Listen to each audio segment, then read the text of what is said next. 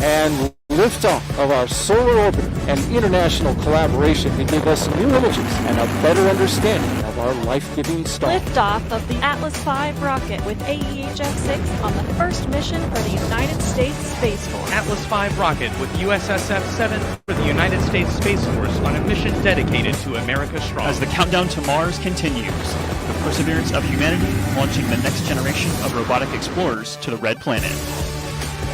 And liftoff the Atlas NROL 101 mission for the National Reconnaissance Office. 0 and liftoff. Liftoff of the United Launch Alliance Delta IV Heavy rocket carrying the NROL 44 mission. L-7 minutes.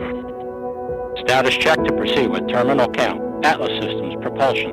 Go. Hydraulics. Go. Pneumatics. Go. LO2. Go. Water. Go. Electrical systems, airborne. Go. Ground. Go. Facility. Go. RFFTS. Go. Flight control. Go. GCQ. Go. Operations support. Go. Com.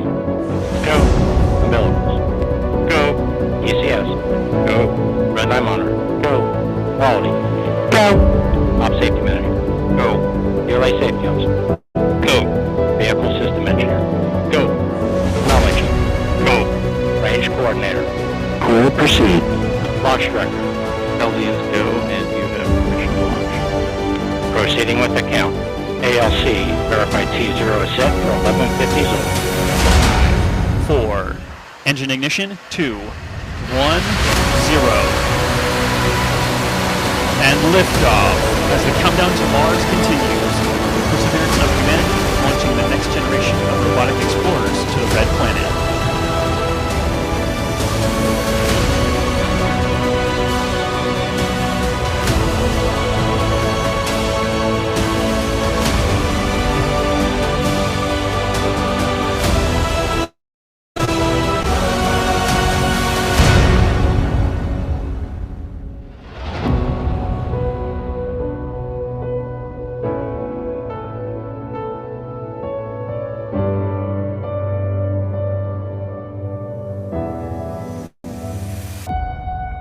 And we have successful separation of Mars 2020 with the Perseverance rover.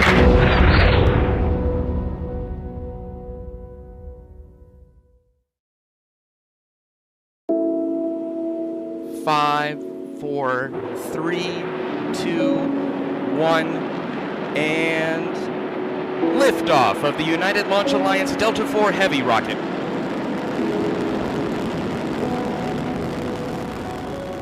At T-minus 14 seconds, the launch table HBOs ignite to burn off excess hydrogen injected into the flame duct.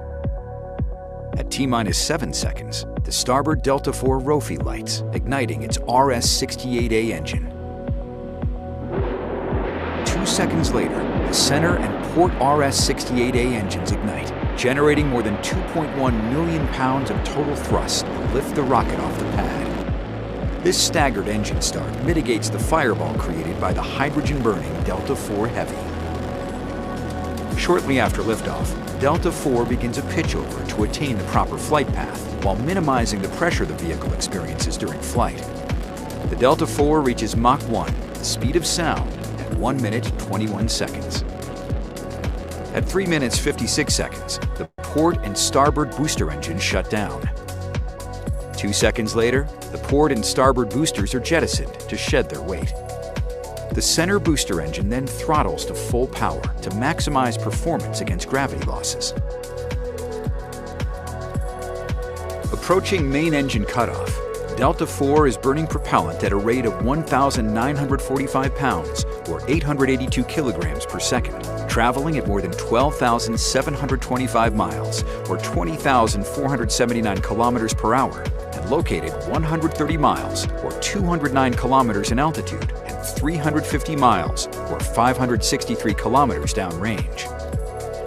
At 5 minutes 37 seconds, propellant levels deplete, and the main engine shuts down. 7 seconds later, the Delta IV separation system activates to release the first stage.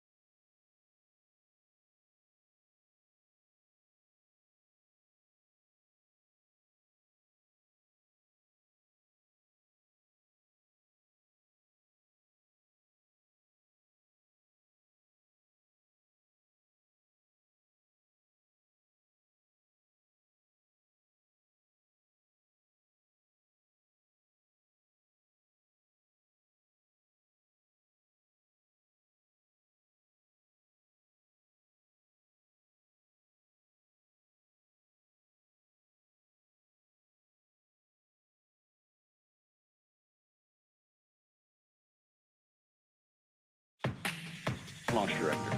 Launch vehicle is ready for launch. Mission Director. 3, You have permission 2, have ignition of the RS-68A main engine. And we have liftoff of the United Launch Alliance Delta IV Heavy rocket. Execute. And we have indication of spacecraft separation.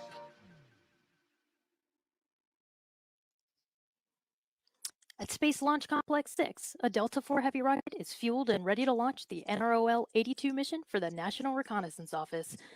Good afternoon and welcome to Vandenberg Air Force Base in California. I'm Caroline Kirk, a systems engineer with ULA.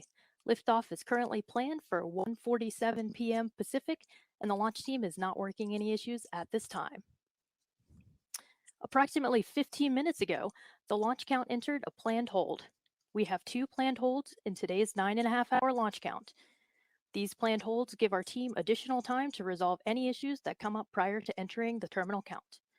At the request of our customer, today's live mission coverage will conclude following payload fairing jettison, scheduled to occur just over 6 minutes after liftoff.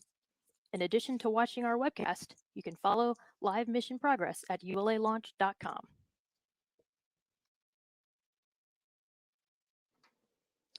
First Lieutenant Max Rush, the 30th Space Wing's weather officer, recently briefed the weather conditions here at Vandenberg Air Force Base. Here's what we're seeing. The probability of violating launch constraints is 40%. The ground winds are 10 to 15 knots out of the northwest, and the temperature is 55 degrees Fahrenheit. So the weather is within the launch commit criteria and looks favorable for our plan T0 at 1:47 p.m. Pacific.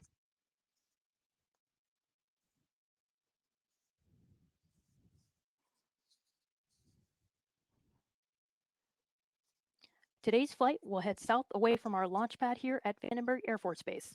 Let's take a look at what else we can expect to see. 5, 4, 3, 2, 1, and liftoff of the United Launch Alliance Delta IV Heavy rocket.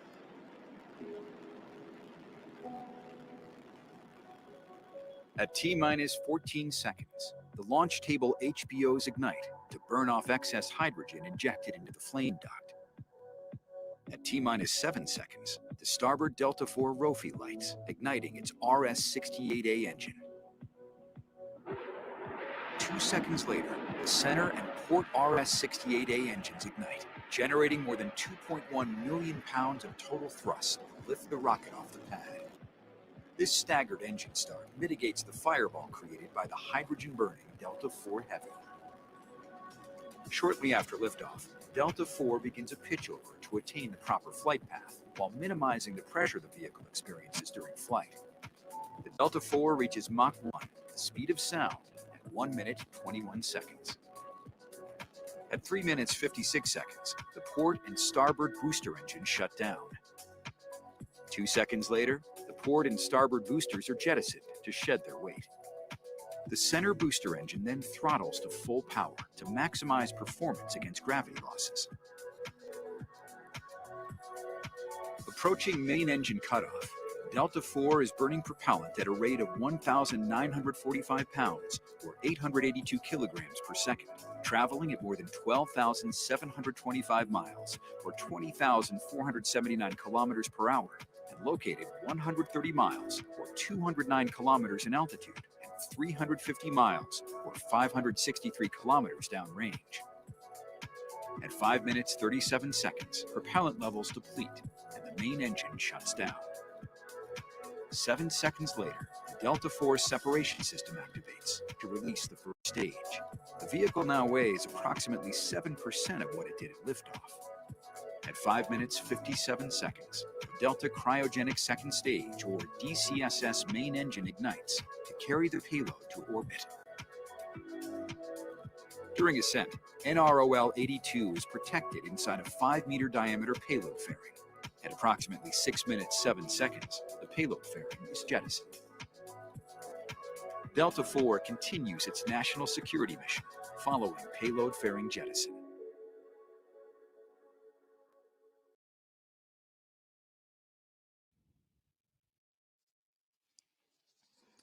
After today's liftoff, our viewers watching from Southern California may be able to see the Delta IV Heavy in flight. And, as you can see from this graphic, Those of you located in Los Angeles and the surrounding areas might even see port and starboard booster separation at approximately L plus 4 minutes. To get a closer look at this graphic, check out @ULA Launch on Facebook, Twitter, and Instagram.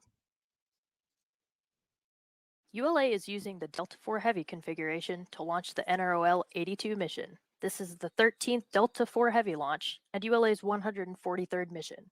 Built in Decatur, Alabama, the Delta IV Heavy is the largest and most powerful configuration in the ULA fleet. It's comprised of 3 common booster cores, each powered by Aerojet Rocketdyne RS-68A engines, and a Delta cryogenic second stage powered by an Aerojet Rocketdyne RL-10B2 engine. The satellite is protected during ascent by a 5-meter diameter payload fairing. Events leading to launch began on February 16th, when the 3 Delta boosters were lifted into their vertical position here at Slick 6. Then, on March 31st, the NROL-82 spacecraft, encapsulated inside the payload fairing, was transported to the Mobile Service Tower at Space Launch Complex 6 and mated to the Delta IV rocket. On Saturday, the Mobile Assembly Shelter, or MAS, was moved to its launch position. The MAS protects the Delta IV rocket from the wind and fog, so common to its location here on California's Pacific coast. At approximately 5 a.m. this morning, final preparations began at Space Launch Complex 6. Using 40 hydraulic cylinders at pressures nearing 3,500 psi, the MST was raised 8 inches and rolled back, revealing the Delta IV launch vehicle. At 100 feet by 100 feet by 300 feet, the MST is as tall as a football field is long, as wide as the length of a basketball court, and weighs about 10 million pounds. Using a carriage transporter system traveling at about a quarter mile per hour, it takes about 25 minutes to roll the MST to its launch position, 300 feet east of the rocket. The Delta IV Heavy stands 233 feet tall, or about 23 stories, and weighs about 1.6 million pounds fully fueled. The 3 Delta IV RS-68A main engines produce more than 2 million pounds of thrust at liftoff. Roger. Pass gas, Elsie. Go. Establish scan pattern 140. Roger.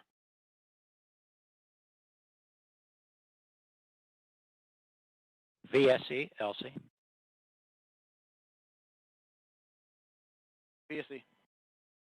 For step 1180, verify base bending moment instrumentation is active and data is valid. DBM is fully mission capable and recommend placard 6 alpha. Roger. LOLC, net 1. I'll be utilizing placard 6 alpha. Copy 6 alpha.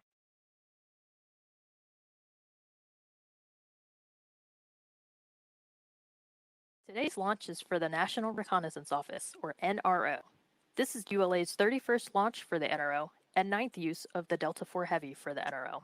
The NRO is a joint organization engaged in the research and development, acquisition, launch, and operation of innovative overhead reconnaissance systems necessary to meet the needs of the intelligence community and the Department of Defense. The NRO is recognized for its transformational intelligence collection systems that are used to develop highly accurate military targeting data, support international peacekeeping and humanitarian relief operations, and to assess the impact of natural disasters.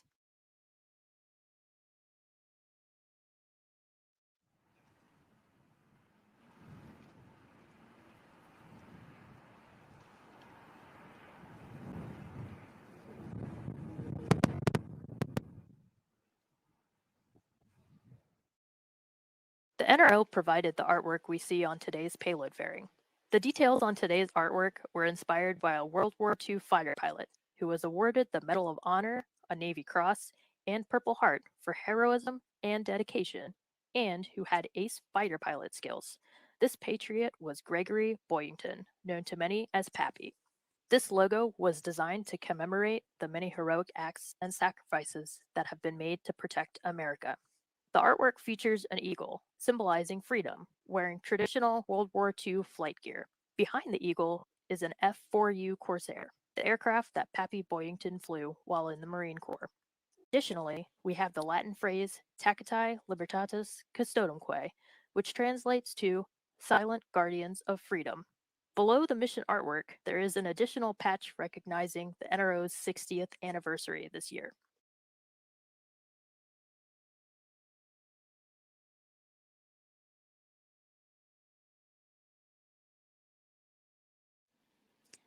NROL 82 is ULA's 90th National Security Mission. Gary Wentz, Vice President of Government and Commercial Programs, talks about the significance of these missions.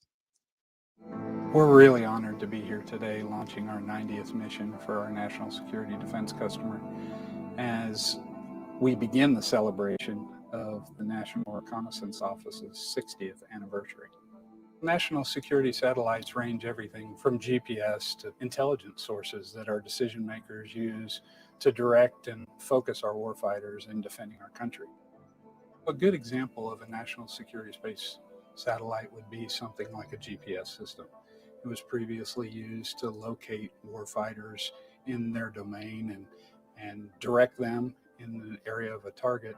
And since then, that capability has evolved and being used by citizens across the world. Launching these critical payloads for our national security defense customer is extremely important. There's a lot of challenges. You have to have a team that's focused with a national security background and have been cleared. You have multiple payloads that are coming together with unique requirements to test and check out before launch. We focus on vertical integration to give that spacecraft a similar environment on the ground as it'll see during ascent and headed to orbit. And then we actually deploy them at different locations because they serve different functions. We're really looking forward to starting with our new launch vehicle, the Vulcan Centaur, and actually be able to start integrating some of these critical payloads on that platform and launching here in the near future. Verification. Roger. OSM, verify the whole fire switch is in the proceed position. Today's flight is dedicated to frontline workers who have been vital to the fight against COVID-19.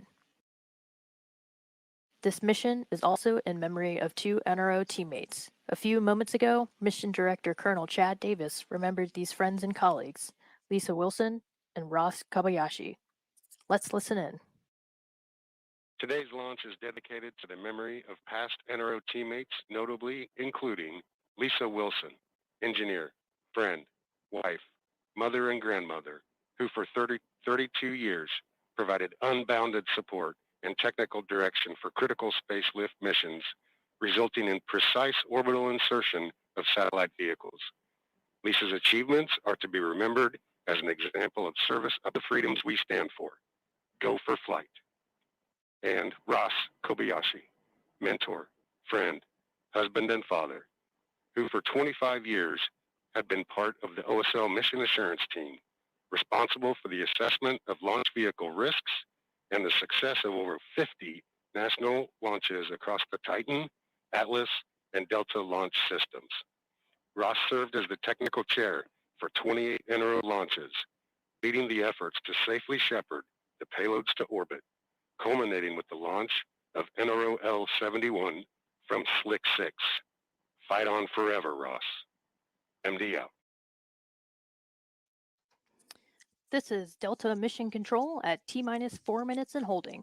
We remain in the planned built-in hold as preparations for launch continue. In a few moments, launch conductor Scott Barney will poll the launch team for the final go to pick up the count. 27 engineers and managers are polled for system status and readiness to proceed.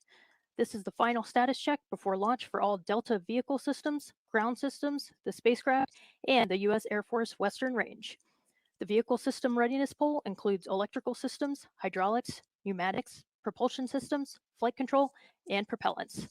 Let's listen in as Scott Barney performs the final polling of the launch team. Status check to proceed with terminal count. First stage systems, propulsion.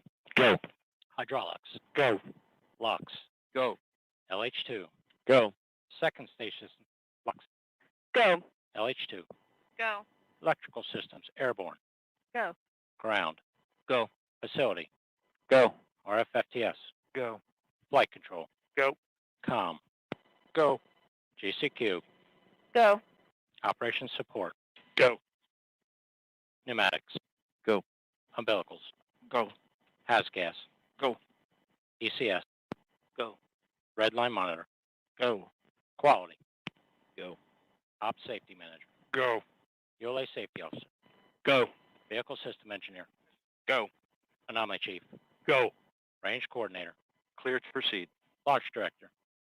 Launch vehicle is ready to launch. Mission Director. You have permission to launch.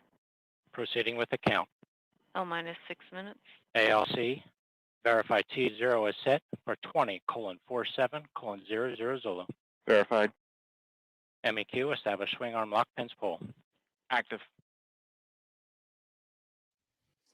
Polling is complete and the launch team has given the go for launch. The countdown will resume approximately 2 minutes from now. At T-minus 4 minutes and counting, we will enter the terminal count and begin securing the second stage liquid oxygen tank. At T-minus 3 minutes and 32 seconds, CBC liquid hydrogen and liquid oxygen tank securing is started, including closing the propellant fill and drain valves. Also, at T-minus 3 minutes and 32 seconds, vehicle transfer from ground facility power to its own internal battery power will be complete. At T-minus 3 minutes, the vehicle ordnance system will be armed and the CBC liquid oxygen and liquid hydrogen propellant tanks are verified to be at flight pressure and flight level. At 2 minutes prior to liftoff, the team will verify that the hydraulic system is pressurized and confirm CBC, DCSS, and FTS battery voltages. At T-minus 1 minute and 20 seconds, the team will begin securing the second stage liquid hydrogen tank. At T-minus 60 seconds, Western range readiness is verified. At T-minus 50 seconds, the DCSS liquid hydrogen tank is secured at flight level. At T-minus 15 seconds, the launch table HBOs are ignited at the base of the vehicle to burn off excess hydrogen. At T-minus 7 seconds, the starboard CBC engine is ignited. At T-minus 5 seconds, the port and center CBC engines are ignited. Liftoff will occur at T0.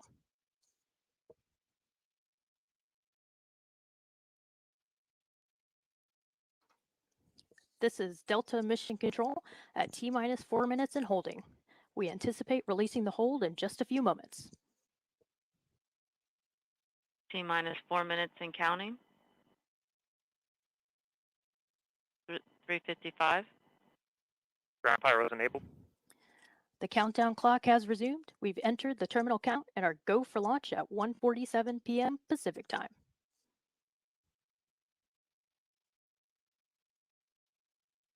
Second stage lock secure at flight level.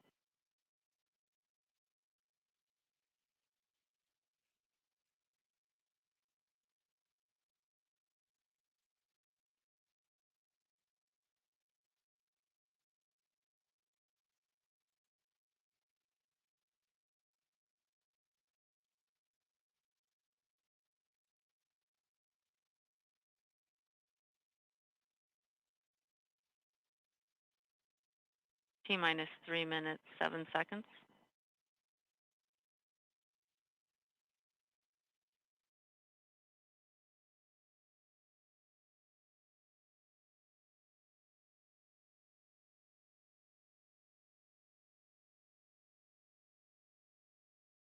$2:49. FTS internal.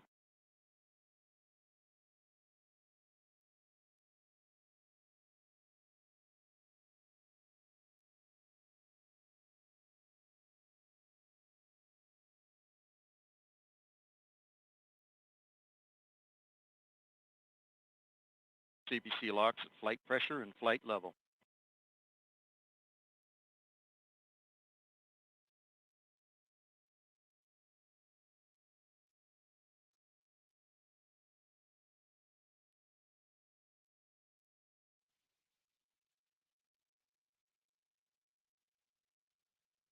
TBC LH2 at flight pressure and flight level. Hydraulic pressure at 4,000. 2 minutes, 1:59. Vehicle internal. 1:55. Launch sequencer start.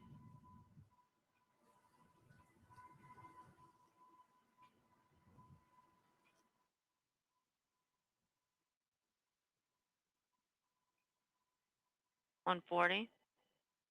FTS launch enabled. $1:37.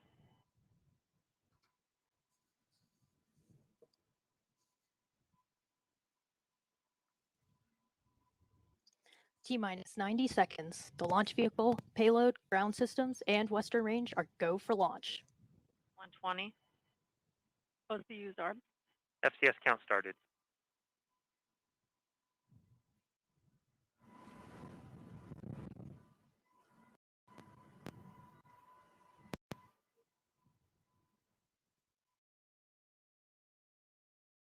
T-minus 1 minute.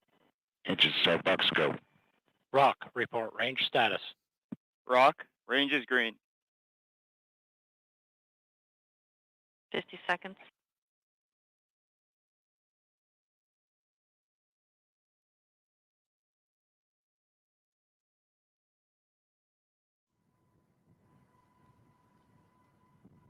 Second stage LH2, secure at flight level. 30 seconds. Status. T-minus Go 30 Delta. seconds. Go NROL 82.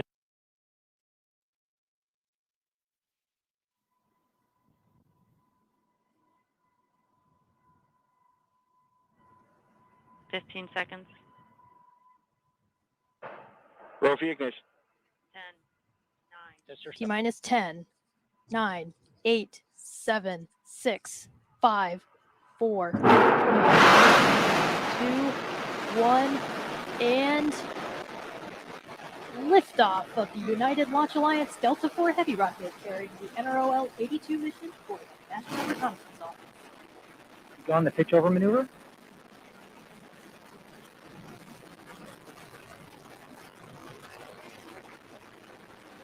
Parameters look good on all three cores.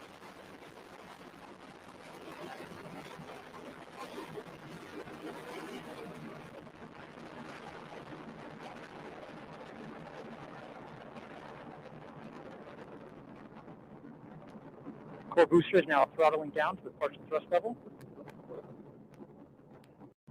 Partial thrust achieved. You are hearing the voice of Rob Kesselman providing launch vehicle ascent data. Now 50 seconds into flight, vehicle is 3 miles in altitude, 5 miles downrange distance, traveling at 970 miles per hour.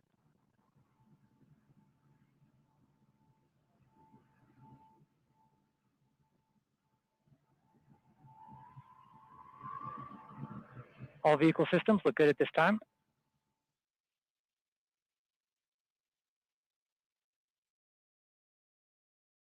Now at T plus 80 seconds, vehicle is now passing through max Q, maximum dynamic pressure.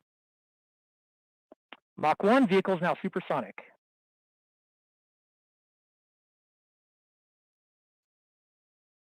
All three RS-68 looks healthy at this time.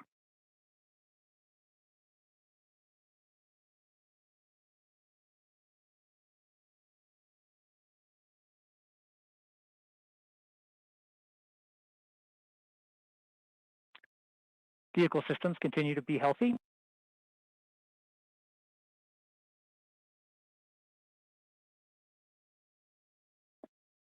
The second stage reaction control system pressurization valve has now opened. Now 125 seconds into flight, Delta is now 18 miles in altitude, 9 miles downrange distance, traveling at 1,800 miles per hour.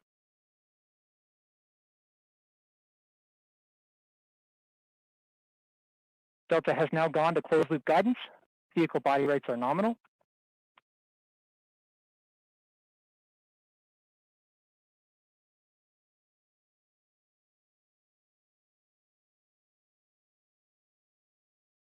Three minutes remain in the booster phase of flight. Delta IV rocket now weighs just 1/2 of what it did at liftoff, burning propellant at a rate of almost 5,000 pounds per second.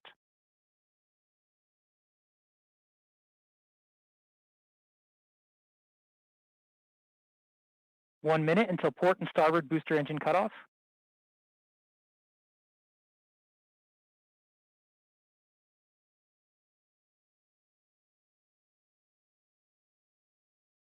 Vehicle systems look healthy at this time. The attitude control system, the autopilot has controlled all vehicle body rates to near zero.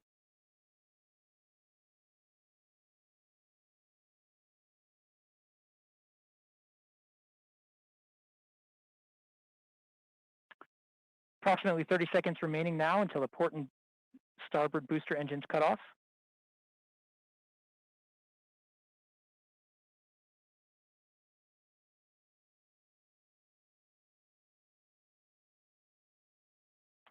Strap-on boosters are now throttling down to the partial thrust level.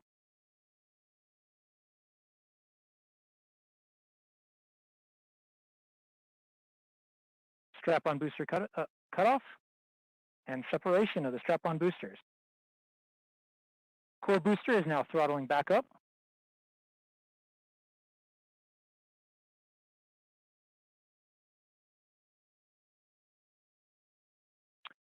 Core booster is operating as expected at the 100% throttle level.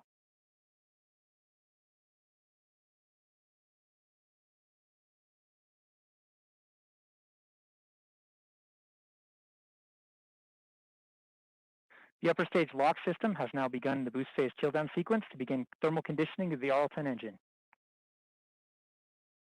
1 minute remaining in the booster phase of flight.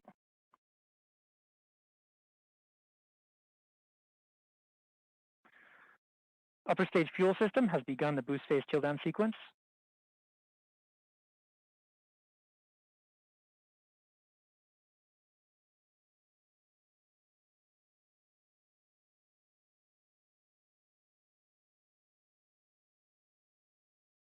Booster performance continues to look good at this time.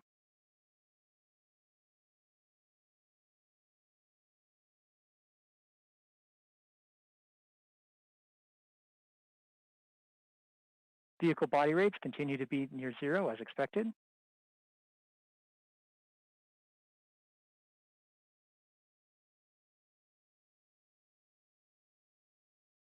Core booster is now throttling down.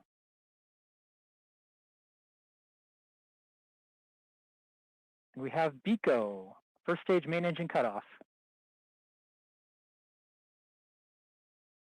We have stage separation. NEDS deployment has begun. Pre-start on the RL-10.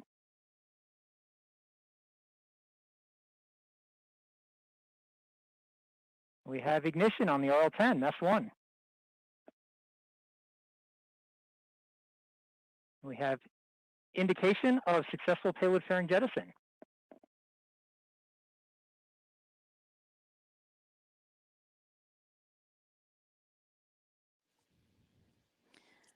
This year, the National Reconnaissance Office celebrates its 60th anniversary.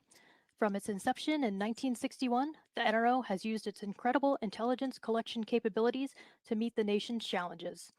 Let's take a look back at the agency that has pushed the envelope of U.S. space-based intelligence collection with courage and ingenuity.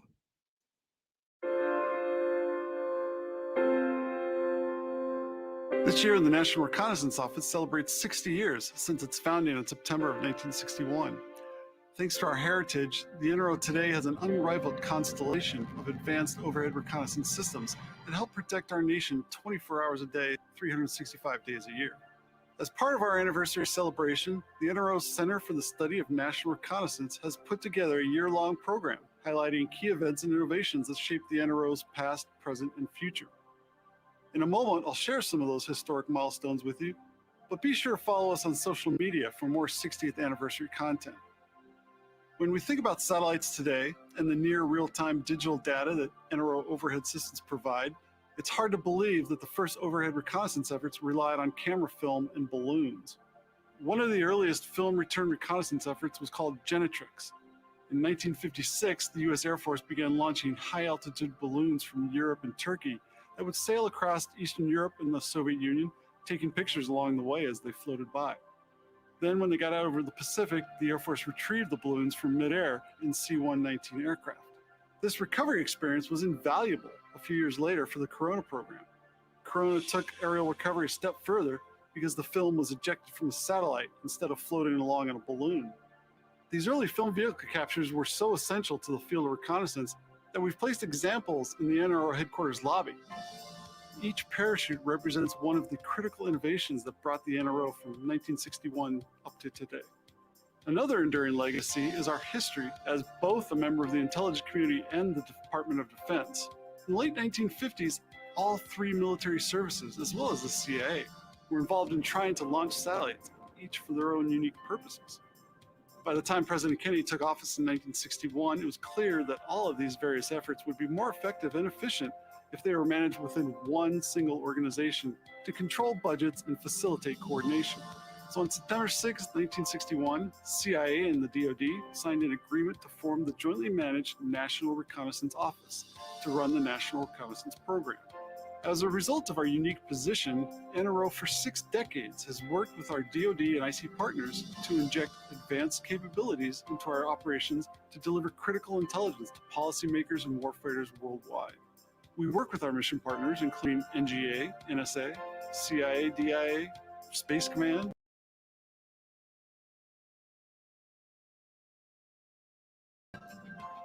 Today's NROL 82 mission launch represents not just years of planning and collaboration for the specific mission, but a 6-decade legacy of innovation and reconnaissance. Rock, report range status. Range green. Launch enabled. We have main engine ignition. 2, 1, and liftoff. Liftoff of the United Launch Alliance Delta IV Heavy rocket. When the nation needs eyes and ears where no other collectors can reach, it turns to the NRO.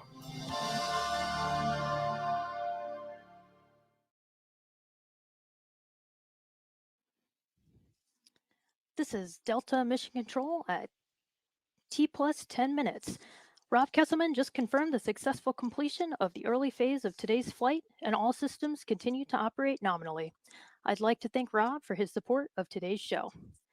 For more information about this mission, please follow us on Facebook and on Twitter, or our blog at ulalaunch.com. We'll leave you now with another look at the liftoff of the Delta IV Heavy rocket carrying NROL 82 for the National Reconnaissance Office. I'm Caroline Kirk, and on behalf of the entire launch team, thank you for joining us and have a great day. 8, 7, 6, 5, 4, 3, 2,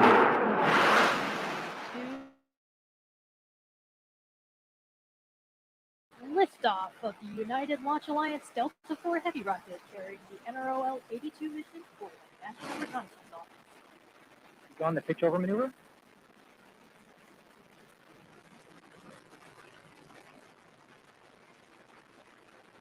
The parameters look good on all 3 chords.